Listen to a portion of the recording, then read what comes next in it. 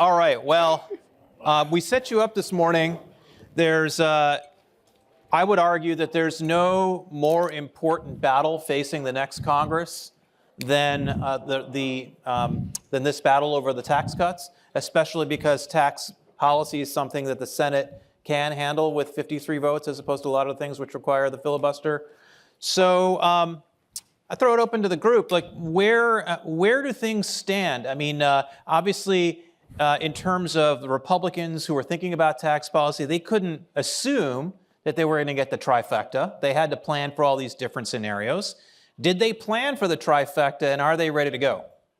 I think plenty of policymakers on Capitol Hill on both sides of the aisle were planning those different scenarios, and I think Republicans were certainly looking at a potential trifecta, thinking through what they might want, both on the tax side and on the spending side. But I think one of the interesting things is that in any of the scenarios, there was already like 90% agreement on the package because of the 400K threshold in the Democrats' campaigning points. And explain to people what that is. It essentially said the Democrats didn't want to increase taxes on anybody making less than $400,000, which is the vast majority of people in the country. So once you have agreement on kind of that, then there's a lot of things that you can work with. But I think Republicans are pretty prepared and ready to go. The House and the Senate leadership and the House and the Senate Finance and Ways and Means have been working on this for more than a year. They're committed to just taking the present package and extending it out 10 years. So basically a complete renewal of all the provisions of the existing 2017 bill. And what Crapo has said, and the House guys agree, is we don't pay for present policy. So there's argument that some on the left are trying to destroy the ability to keep taxes low by saying, oh, if you're going to do anything to re-up the tax cuts, you have to go steal another $5 billion someplace, $5 trillion someplace else, which just kills the package. So Crapo said, look, we're not paying for it. We didn't when we extended the Bush tax cuts, and that was when Obama was the president of the United States. We said we are not paying for present policy. The other guys like present law because it all disappears, and then they say, oh, now it's all new. And the answer to that is no. So what we do is we start with that, and then the question is, what can you build onto that? And the kind of topics that people have looked at is one's the list the president has, which is you go to 15% on the corporate income tax. Interestingly, if you go from 21% down to 15%, and you eliminate the SALT deduction for corporations. The state and local tax deduction. State and local tax deduction on for corporate. The reason we didn't do this back in 16-17 was Iowa. Iowa has a top rate had then a 12% corporate rate. It also had 2 Republican senators whose votes we needed. And so you just couldn't get rid of or even limit SALT deductibility at the corporate level. Now we have a governor and a legislature in Iowa, governor who should be president shortly someday, and a state legislature that is great. They've taken that rate from 12 to 7, it's going to 0. So nobody in Iowa cares about SALT for corporate. And frankly, we're fine nationally with that. So you do get rid of SALT and you take the rate to 15, and those are almost exactly the same number. So that's a quote unquote revenue neutral reform that would be powerful in growth and fits the president's list of things to do. The other is indexing capital gains for inflation, which the president was prepared to do, and he got talked out of it by his Secretary of Treasury, but was all lined up. Ted Cruz has introduced the legislation to do it. House and Senate both have legislation. Bush 41 was going to do this and chickened out by executive order. But that's simply, you say, if you bought something for $100 and you sell it for $200, but during your lifetime or in between the 2 times you bought the house, the land, the stock, if inflation's $40 out of the 100, you only pay capital gains on the 60. That would be, on average, for Americans who hold assets for any length of time, about a 40% cut in the effective tax rate on capital gains. And the Democrats have voted for this twice. They passed it in the House, they passed it in the Senate under Schumer. Now, in bills that they didn't think were going anywhere, but they have passed it, House, Senate, Democrats doing it. And they've often said, we don't mind getting rid of the inflation tax in capital gains. They loathe a lower different rate. But they have always said getting rid of inflation's fine by us. They didn't want to do it today. They didn't want to do it tomorrow, but they're not going to bleed on that one. That's one that technically you could do by executive order, but you could also do it legislatively. Ryan, what's your take on the no tax on tips pledge? That's been a hot topic on the campaign trail. Well, you can structure it in a number of ways. That started out as a sort of campaign promise, rhetorical, but there's a lot of interesting questions design-wise if you wanted to structure that. You could either make that a very expensive tax cut. You could make it a less expensive tax cut. Some design questions would include: are you including FICA in that or not? Are you including people who get a tip from any industry, or just traditionally tipped industries or hospitality type industries? Are you putting a means test on the benefit or not? So there's a lot of levers that can be pushed. And it became, along with a couple of other ideas that President Trump had in the campaign, kind of a punchline here in Washington of, oh, well, no tax on tips isn't unserious. There's a way that you can design that particular tax benefit so that it doesn't really break the bank here. And you can deliver, I would say, smaller but outsized political advantages in what we're doing. Another one that I would put up that the president mentioned is homeschool expenses to be qualified 529 distributions would be one. Another one I would say is Social Security benefits not being taxable is not nearly as expensive as it sounds. If you take it very literally, what he said, you can design that in a certain way. So there are some wins in here that I think the president can get that will really animate his support for this. The one thing I would say on the process, which was your original question, is the thing that looms over a lot of this early in the year is what happened last time with Obamacare repeal. Because Obamacare repeal, we really were the dog who caught the car last time in 2016. We were not particularly prepared for the replace part. We were prepared for the repeal part, but we weren't prepared for the replace part. We got dragged down. That failure in the middle of 2017 is what animated tax reform in the second half of 2017. They are determined, especially with the size of the House majority they have, not to let that happen again. That's why they've been meeting constantly, inside, outside, stakeholders, both sides of the Hill, committees, leadership, and they want to be ready on day one to get this done early. To what degree are Republicans, or at least enough Republicans to thwart a majority, concerned about, from an accounting standpoint, fully renewing the 2017 bill would increase the deficit relative to current law by $4 to $5 trillion over 10 years? I think there are some kind of prominent voices. It's not clear how much sway they'll have in the final outcome.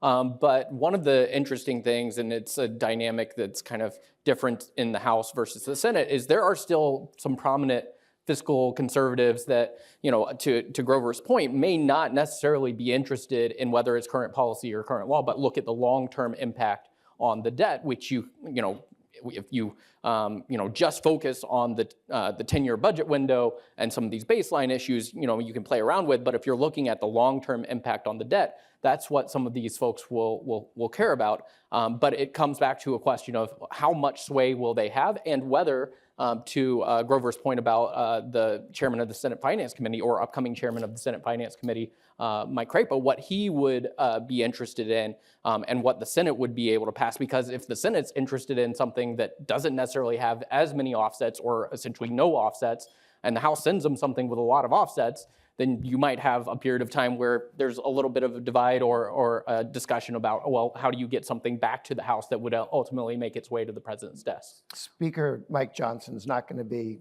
sending a tax increase over to the Senate. That's not happening. Jason Smith, Ways and Means, is not doing that either, nor is the Ways and Means Committee.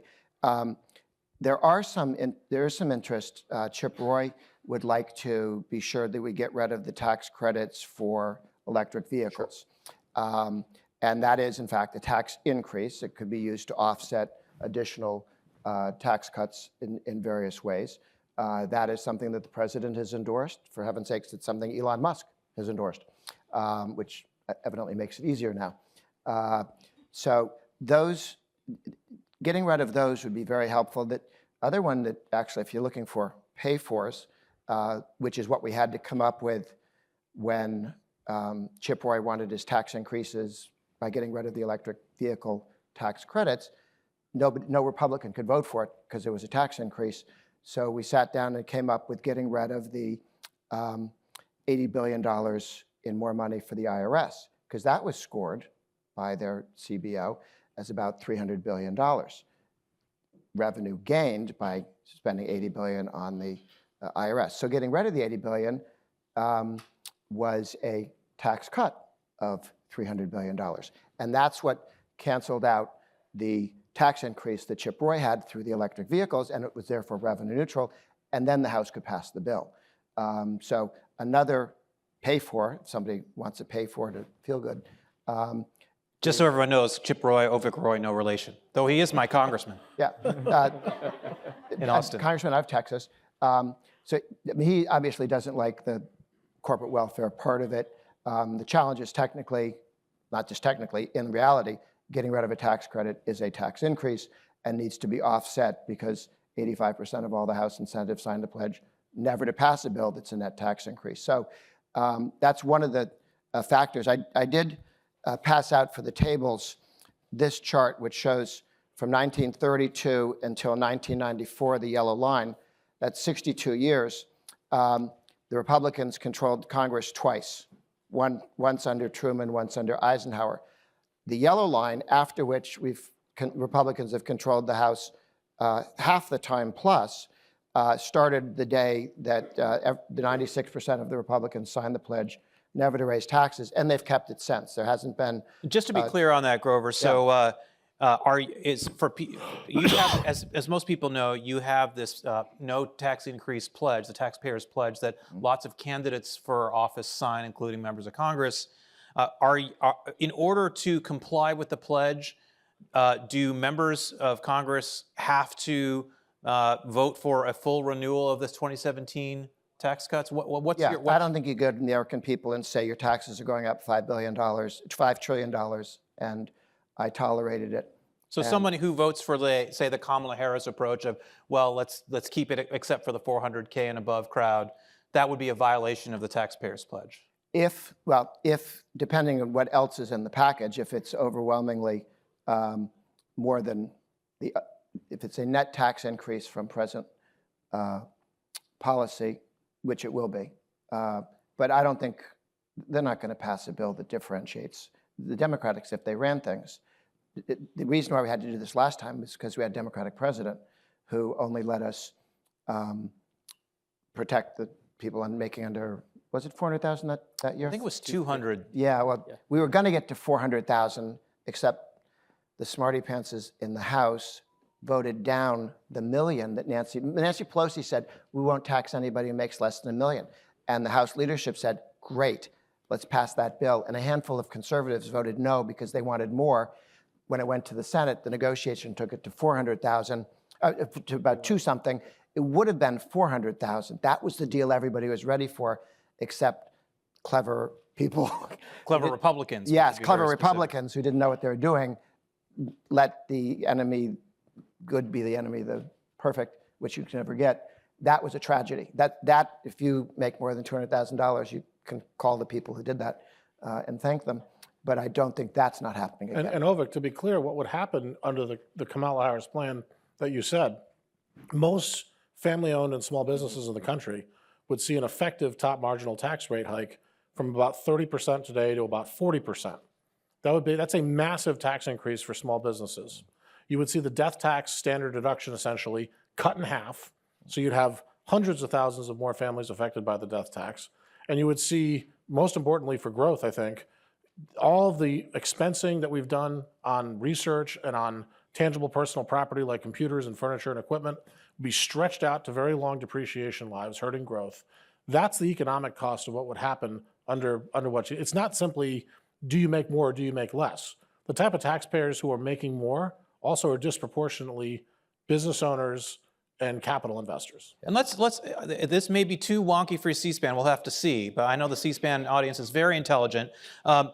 One of the very complex aspects of the 2017 Tax Cuts and Jobs Act was the way it reduced the tax rate for pass-through businesses, which again, I won't even bore everyone with all the acronyms. There at least has been over the years some interest in kind of making it less complicated, less confusing, because a lot of small businesses feel like it's gotten a lot worse to file your taxes if you're in that situation. What are your thoughts about that? So the approach that was taken was kind of out of political necessity. There was a point in the 2017 debate where the bill probably would not have become law if there wasn't something for pass-throughs. Where we are now, I think there's a lot of political interest that's dug in on that issue, kind of trying to keep the policy where it is, because sometimes in legislation, once you open the book a little bit, people really want to adjust things. I haven't seen many proposals from members of Congress to really, tweak and improve this, because I mean, this is a $20 billion annual compliance cost. That's smaller than the tax cut, but it's a hugely complex issue. And honestly, I would love for lawmakers to kind of look past this and look more towards things like corporate integration, that there was a lot of intellectual heft and policy work behind leading into 2017, but didn't really make it into the final policy proposal. But that would essentially take the tax code out of the decision of whether you're a pass-through or a corporation. I honestly, going into next year, that policy work hasn't really been developed, and I expect, maybe Grover or Ryan would disagree with me, to, see the pass-through deduction kind of maintained very close to where it is in current law or current policy. Maybe some tweaks around some of the gamesmanship to be eligible for that. But I think it's a part of the debate that not many people really want to greatly adjust at this point. So for people who aren't familiar with the Tax Foundation, you've been around since, I think, 1934, if that's 37. 37, okay, so New Deal era. The Tax Foundation played arguably a bigger role than almost any other outside public policy research organization in the debate over the 2017 tax bill. You guys were constantly putting out analyses, looking at the distributional effects of the tax changes, what the fiscal effects would be, particularly because there was a lot of debate around, is this only a tax cut for the rich, or are all income brackets benefiting from it? In fact, all income brackets did benefit from the TCJA, according to the Joint Committee on Taxation, according to your own work.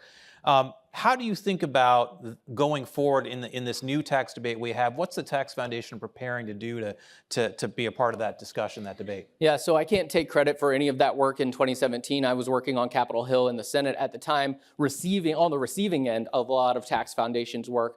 But you hit the nail on the head, Avik. Our bread and butter is using our taxes and growth model to analyze different legislative proposals and look at them from a multitude of angles, just the fiscal angle, revenue impacts, and dynamic revenue impacts, how the economy shifts in response to tax policy and what that means for federal tax revenues, and the distributional impacts. I think one thing that's going to be really closely watched by Tax Foundation, and has been over the course of the last several years, is how the tax policy interplays with whatever tariff policy we might see out of the White House, or Chairman Jason Smith has mentioned even potentially legislating some of the tariff policy. And you get kind of offsetting growth impacts, different distributional impacts that I think are going to be really critical to the debate and important for lawmakers to really understand in order to be able to defend whatever the policy package is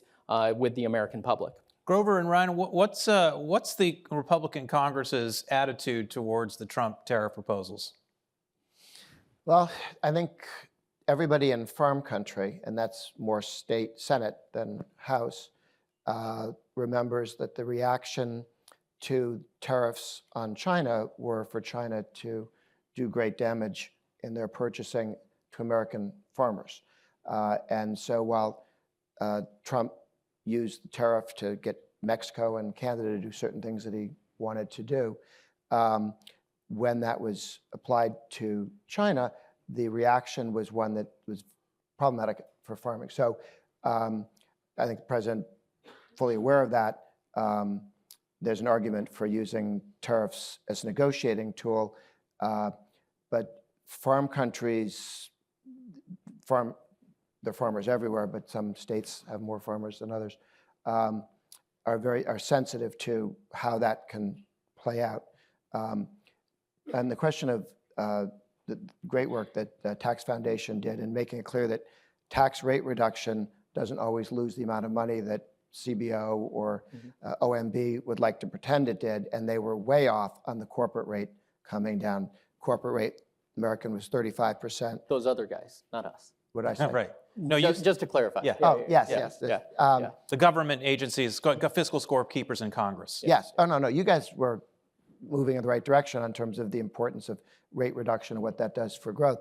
But revenues that came in from the corporate income tax at 21% today is much higher than was projected if we'd kept the rate at 35. But I think more importantly, and at Americans for Tax Reform, we did focus groups and polling when we were passing that rate reduction and found out that the American people really have a pretty good understanding that when you tax a grocery store, there is no Mr. General Motors who pays the corporate income tax. There are employees who get lower pay increases or fewer employees because you've taken $1 million out of a business. And if there's 70% of that business was their money that they earned was going into payroll, when you take $1 million out, the incidence of that hits workers first. If you don't have a terribly competitive market, then you can raise prices so consumers get whacked.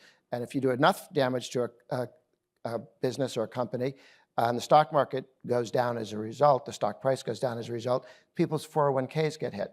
The people who pay the corporate income tax there's no Mr. General Motors. That's, it's consumers, higher prices, it's workers in lower wages and layoffs, and it's investors in reduction in their 401ks or IRAs. When we get past this idea, because the left likes to say, we're going to tax rich people and corporations, when they realize that the corporate income tax is a tax on workers, consumers, and people who are saving for their retirement, that's the only reason to have a corporate income tax is to pretend you're not paying for taxes that Democrats raise. They hide it, and they think that you're fooled by that. I was pleasantly surprised by both the polling and the focus groups. People saw that. When Reagan was talking about it once, he said we should get rid of the corporate income tax. It's just a tax on people that's hidden. And the press for about a day and a half attacked him for that, and then they shut up. They did not want a discussion of that subject. They literally dropped it into the memory hole. And I think we should discuss that all day, because we need to take off the table the idea that the corporate income tax is free money that you don't pay for. And Avik, I think the answer to your question is there's not a lot of support among even newer Republicans on the Hill for tariffs, but they're not looking at this in isolation. I think they're looking at this in terms of we want to get to a lower corporate rate. We have some looming international tax increases that are happening on the international side of what we set up in TCJA, guilty beat, FIDI, all the things that the C-SPAN audience Alphabet soup, and others yeah. will not. So those things have some looming tax increases in there. Europe is trying to impose this global minimum tax on everybody. These are all of a part. These are all something that they're looking at as a unified whole. So even if they're not a fan of that isolated piece of it on the tariff side that the president's introduced, they're very interested in what's happening internationally and the way that we're going to look at an international tax system after next year. I want to tee it up for questions from the audience, so get your hands up and we'll get the mics to you. But before we get to questions, for each of you, what's your favorite tax reform idea that isn't a pipe dream, that actually could realistically pass in the next Congress if you're able to get in front of enough people to pitch it? So one of the things that was done in the Tax Cuts and Jobs Act and has been done at different points over the course of the last 40 or 50 years is changes in how companies deduct their expenses for capital investments. In the Tax Cuts and Jobs Act, we provided an immediate 100% expensing for capital investments instead of having to write these things off over a number of years. What's a real world example? The real world. So if you buy, if you buy a tractor or a heavy piece of equipment, instead of being able to take that cost and deduct it against current tax, you would have to spread that out over, sometimes 10, 15 years, depending on the way the tax code defines that asset. And you lose the value of those deductions because of the inflation and the time value of money. What I would like to see is an expansion of the thinking around this and expand it not just to equipment and machinery, but looking at structures as well. The depreciation schedule for structures is extremely long, and for folks who are thinking about housing costs, thinking about opportunities for building in new areas, building new factories, there's opportunities for doing things on the depreciation for structures structures something very wonky we call neutral cost recovery that's been around in an idea and discussion since the 70s. But that, I think, is something that could make its way, either that policy itself or something on the depreciation schedules for structures. Yeah. That's a great idea, and I think it's on the list of things that could clearly happen. I think if you make a list of the things that Trump has spoken to and that some of the Republican leadership have looked at, you see a collection of things that are doable. John Thune is the Republican leader from South Dakota. His issue that he has talked about for years is getting rid of the death tax forever, for good. I think that's likely to happen as a result of his being the speaker, being the leader on the Senate side, on the Senate Majority Leader. The president has supported the idea of indexing capital gains for inflation. Ted Cruz has the legislation there. Jason Smith, head of Ways and Means Committee, has been a leader on these issues as well. That's one that, again, the Democrats have both endorsed, voted for, and said they don't really oppose. So it's not humiliating if you pass that on top of the rest of it. They wouldn't feel that you'd been mean to them. The other one is we Americans, the United States, not we, the United States government, taxes Americans who live overseas. If you work in France, you pay French taxes and then American taxes. There's some exemption, but largely pay American taxes. On top of that, if a French person works in the United States, he pays American taxes. We don't pay French taxes. That's a huge one, because what we don't have in America is tax competition at the national level, right? If France raises taxes too much, the French can move to Switzerland or Italy or whatever, but Americans don't have that same setup because you get taxed as an American regardless of where you live. And it's kind of like New York State can't raise taxes too high, because if they do, people will move to Florida or Texas, as they have been. And so but we don't have that at the national level, because we're one of the 2 countries on earth, along with Eritrea, that taxes Americans wherever they live. Good company. Good company. Yeah. And watch Carol Miller's effort to not have everybody reporting their 1099-Ks every time they, send money back and forth on Venmo and having to have all that stuff. She's really been the leader, Carol Miller of West Virginia, on getting that back to where it was before Obama did it. Ryan, what's yours? Well, for the record, Dan and Grover just stole my first, second, and third options. You're welcome. Well, there's consensus But then. thankfully, I've got plenty more. So here's my fourth. The fourth option I'd throw in there is one that's been talked about a lot. It's universal savings accounts. That's something I think that would be a very, very good innovation. Universal savings accounts would basically you'd say, look, if you like your 401k, your Roth IRA, your HSA, your 529 plan, you can keep them. We're not getting rid of any of those things. What we're going to do is create a simple account anyone can use, anyone can fund. We can put a high amount in there, maybe $10,000 or $15,000 for every person in America. You could do it on behalf of your children. You could do it on behalf of your non-working spouse. You could do it on behalf of yourself. The money goes after tax into the account. You can invest it any way you want, and then you can take it out anytime you want for anything you want. That's what a universal savings account would be. Doing that would, for most Americans, make the capital gains and dividends tax kind of redundant especially when you combine it with existing 401ks, existing IRAs, existing HSAs and 529 options. It would also allow Americans that don't want to deal with all of that and don't want to have to hire tax people or financial advisors to help them deal with all that. So you know what? I'm okay with this universal savings account. I'm just saving in that. I've been saving in that since I was a kid, or my grandparents have been putting money in that for me since I was a kid. It's the account I've had for a long time. And I'm going to use that to buy a home, to start a small business, to fund my current healthcare needs, to fund my child's education needs. And it's also a retirement account. And let's say we can also pass that along tax-free, because one of the other great ideas here was getting rid of the death tax. I think that's something we should definitely look at, that this should be something that is exempt from the death tax, and you can pass it along to your kids. And whenever they want to take the money out is when they can take the money out. Great. All right. Questions? Whoever's got the mic, just go ahead. Hey there, Brandon Arnold, National Taxpayers Union. So we are in this boat that we're in today because in 2017, we used the reconciliation process, and because there were deficit impacts outside the 10-year window, they had to shorten the tax cuts. So the tax cuts the majority of the tax cuts, I should say, expire at the end of 2025. So going forward, we're going to be using the reconciliation process again. We have two basic routes. We can either, again, replicate what we did in 2017 and maybe have a 7 or 8 year tax cut package, maybe even shorter if we're going to have deficit impacts outside the 10-year window. Or if we pay for the entirety of the package, and that means digging deep, finding those credits, deductions, and so forth, including spending, to offset the entire cost of the package, we could then pass a permanent tax package, not have to go through this exercise again, provide more economic growth if we structure it properly, and who knows who's going to be in office 7 or 8 years from now when this thing expires, and we don't have to roll the dice there. So which route should we take? Should we do a shorter package that would be temporary? Or should we offset the entirety of a package and have something permanent?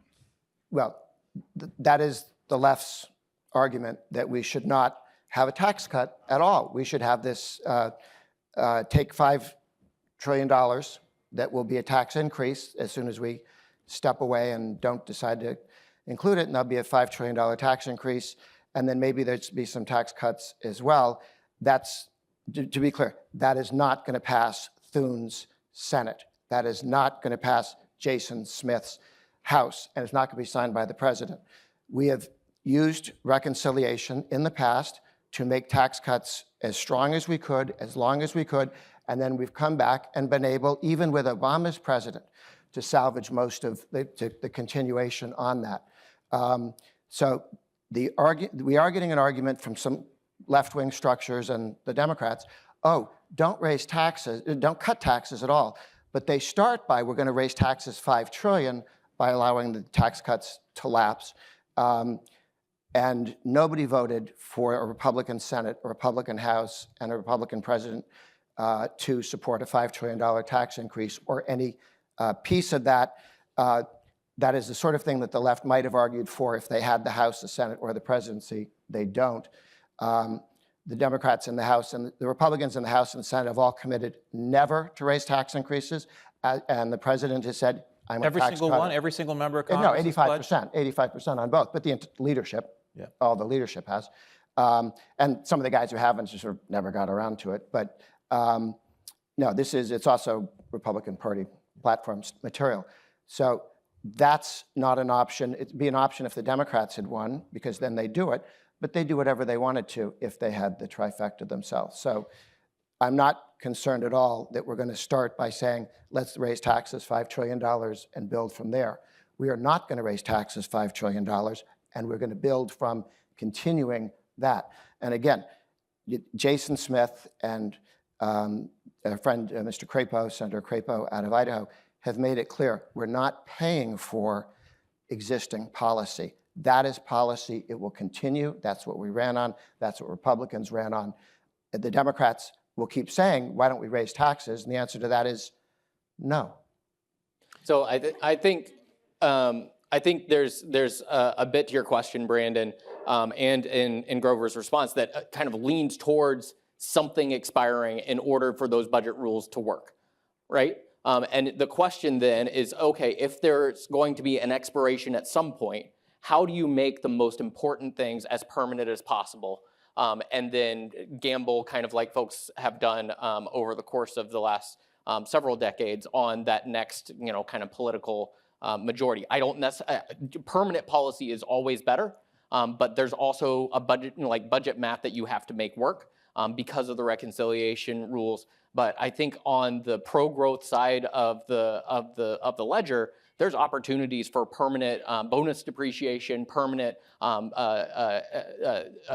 treatment of research and development expenses, and things of that nature. But I don't necessarily see, unless somebody is, whether it's, Grover's approach this of saying we're not going to vote for a $5 trillion tax increase, or the budget math just saying that's a $5 trillion change in the long run debt to GDP ratio. I think it lends itself, unfortunately, to something temporary. But my hope is that there will be enough momentum either on the spending side or with the Inflation Reduction Act stuff to make some of these things as permanent as possible. And I think Dan's right there. Like, if we look back at 2017, it wasn't an all or nothing decision back then. Right. The decision was made to have most of the corporate provisions be made permanent, and for the individual and for the pass-through community provisions to be made temporary, because that's what they could fit in at the time. So if we're doing a similar exercise here, I think the triage needs to be along the lines of what Dan's saying is, what are the most pro-growth aspects that we can try to make permanent? I would throw 199A, QBI in there for pass-through businesses. That's a huge marginal tax rate increase on those businesses if that were to be allowed to expire. I would do everything I could to try to make that permanent, along with full expensing, full research expensing. I'd make a run at eliminating the death tax, and at the very least keeping it where it is, making that permanent. Those type of things I think we can take a look at. And there are, without having to resort to tax increases that are new. I think there's existing policy in TCJA that can also be extended, that can help out with some of the budgetary concerns. I think things like student loans is something we can take a look at on the mandatory spending side. The IRA tax credits are something we can take a look at. Corporate SALT is something that we can take a look at. We can also make some progress on the corporate rate, bringing it down to 15. I don't think it's an all or nothing. I think we can pick and choose what are the best pro-growth things we can do, what can we politically do to make those things permanent, and then operate in the same type of triage that we did in 2017. Yeah, you make permanent those things the Democrats are most likely to kill. The corporate income tax rate to 21 was made permanent. Taking it to 15 with the offset being the elimination of state and local taxes deducting from the federal, that can become permanent. What you leave are, and the Democrats' line each time is, oh, we're not for taxing anyone who makes less than 400,000. Since they lie about corporate, let's get that off the table, and then they'll come back. They're not going to raise the kind of taxes that, if they ever came back into power at the end of 10 years, they're not going to go in for the per-child tax credit and for the higher original deductions.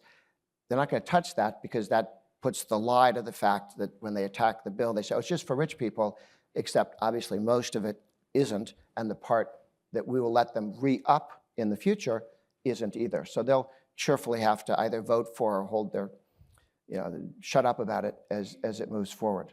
Yeah, I can see what you're saying in terms of the political strategy piece of it. Okay, we have time for another question. Is there one on this side? Yes, go ahead. Hello. Thank you, Avik.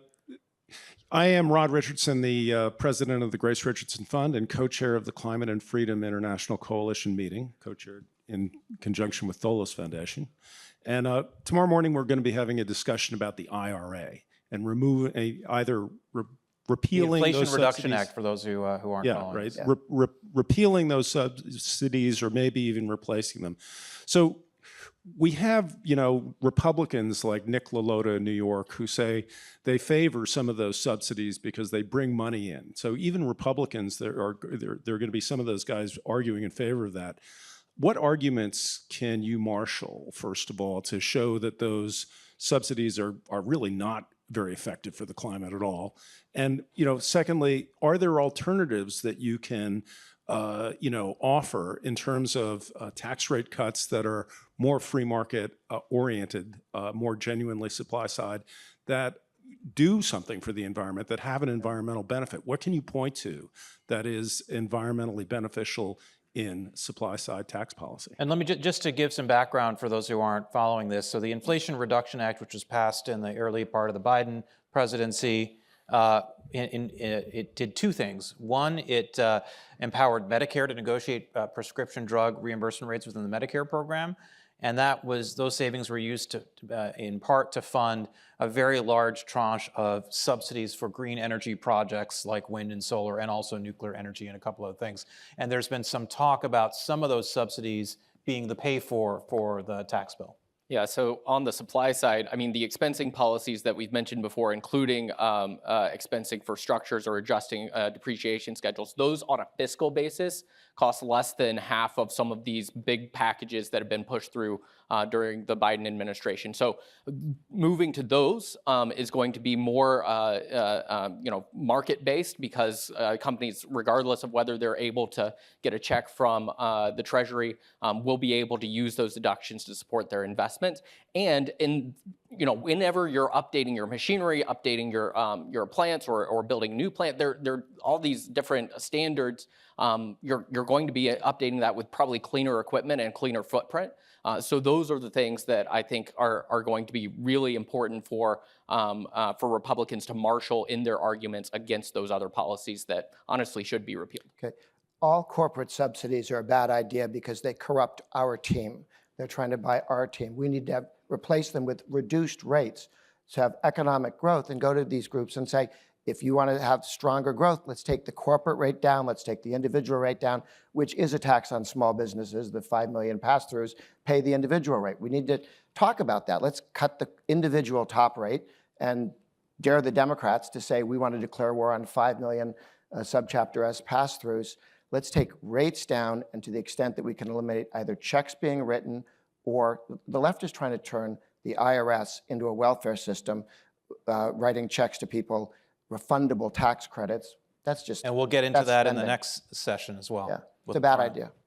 Very, very short answer for this. There's a high correlation between economic growth and a cleaner environment. If you take a look over the last 50 years. the And thing health. And health, overall, no matter what metric you want to use, growth is the answer. And how do you get growth from the tax code's perspective? Two things: a consumption base, which I don't mean a sales tax, I mean a consumption base, where you're exempting either savings or the yield on savings, investment or the yield on investment, and very low internationally competitive marginal tax rates. Those two things combined will give you the highest economic growth and will give you the cleanest environment. Well, that's a great place to end it. Our team at FREOPP is the Americans who have the most to benefit from a pro-growth tax code, and we look forward to having you back next year to see how you did with these ideas. Thanks, Avik. Thanks, guys.